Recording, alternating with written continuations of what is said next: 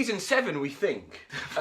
We pitched last season as season 3, having forgotten 3 other seasons. So we're on about season 7, I think. But we're back with Tim and Paul. He's Tim, I'm Paul. Together we are still doing the same jokes we've done all the way through. And we're going to start off with the marketing news. And the marketing news it's just kind of stuff that we've liked, stuff that we haven't liked. Just good stuff out there, really. Because I think there's one thing talking about marketing. I think for lots of people, they need to see it. They need to kind of get it, see it in physical or digital or actual format and think, yeah, I can do that. Yeah. So where do you want to start, mate? Tell us something good you've seen this year. So we're sitting on the cusp of December currently. We are. Sitting on the cusp of December. Don't know when this is out. No. So we're going to look back at some of the best bits of the year. Yes. And I'm going to bring out my favourite, which is the KFC moment they forgot to order chicken. Yes. If anybody remembers that. Yeah, I think so. Wow, okay, yeah, I mean, good. if it wasn't. If it wasn't, that's good. But just move past it. Yeah. But they changed supply to DHL. Yes. Other delivery drivers are available. Yes. And they forgot to deliver chicken for, I think, 2.5 weeks. There was no chicken in the chicken shop, which was awkward. But their response to that was amazing. So yes, KFC put on an empty bucket of chicken, an empty bucket, very clever, not a full bucket. FCK, short for bother, fudge, bum, and things. And just put that in all the broadsheets, everywhere, on billboards, and it was just absolutely genius. Yeah. I mean, they've got a history of being amazing, KFC, but I think this is the top of the tree. There was a really good one where they've used the brand code of the Colonel, the old guy. Yes. And trying to bring that into a fresh thing where they've done a Chippendales-esque version of him called the Chickendales. Nice. Where they're doing magic Nike moves. I'm not doing this anymore. No, I'm going to stop soon, change the subject. I'm a real marketing geek, as you guys know, so I spend a lot of time kind of looking and kind of just seeing stuff, personal things. I mean, I love some of the stuff around the World Cup.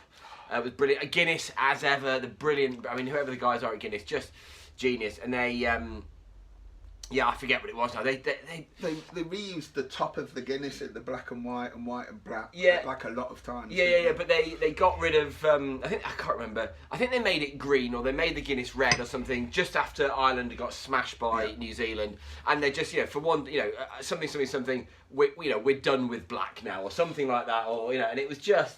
And they reversed it. So clever, yeah. They reversed it for England. Yes, for one day only. Black at the top. And it's just kind of smart stuff. And this is, this is what happens when you think.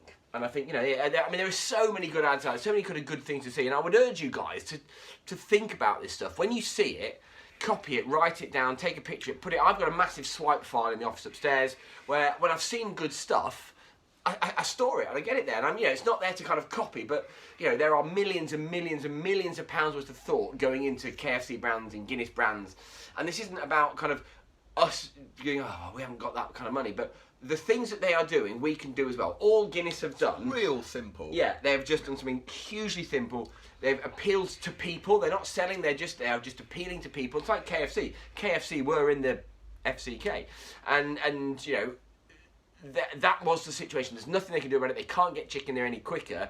All they can do is keep that brand alive, keep the stuff going, and kind of turning it into a positive, which again is a real kind of cliche thing today, but that's it. I mean, they're technically what they call brand codes, the stuff that's recognisable about a brand, right? You can just see them, and you'll recognise that it's brand. So the Guinness black and white, they've just played with brand codes. So they've swapped the KFC round. It's the same letters, ironically, which is amazing. Yeah, which is helpful. Super useful. But they've just swapped them round, so it's still the same brand. It's still got the same affinity, the same resonance. It's the thought. That's what it is. It's the thought. Everyone else would have. There'd have been apologies. There'd have been this, and we don't. Inconvenience and blah blah blah blah. For next time. Yeah, and maybe they did all that stuff. I don't know, but it's this creativity of thought. That is what's becoming kind of so important now. I think, just kind of on or off track. Amir from Apricot Video Marketing, we love Amir. He is a very, very smart man. I'm sure we spoke about it before, but I saw something from him where he did like a mini book, and it was on LinkedIn, and I think it was 10 slides. So, it wasn't a mini book, but it was sort of thing. But it got loads of engagement, it got loads of interaction, because it's just a really smart way of doing it. Anyone could have put a picture on there, but you call it a mini book, and people did it, and it had a lovely flow to it, and it was useful, it was intelligent, it was beautifully created, and it's just a kind of, any of us can do that, and it is, I suppose, the bit behind this, it's that massive, it's that thought. And again, we're going to see this, I mean, I presume it's happening now, we're going to see this with Christmas ads now across there, and there'll be, what's really interesting, there'll be some people that are doing it really well, because that's what they do, they are going out to do a really good ad, and there'll be some people that have seen last year's ads, and it's kind of lazily, they will try and do what other people have done before, and it never really kind of hits the mark. No. You know, and I think that's... I mean, it's difficult, isn't it? Like, people often overthink the creative. Yeah. Like, the Guinness ones, although beautifully done. Yeah. Quite simple. Yeah. Like, it's not tricky to swap black for white or black for green.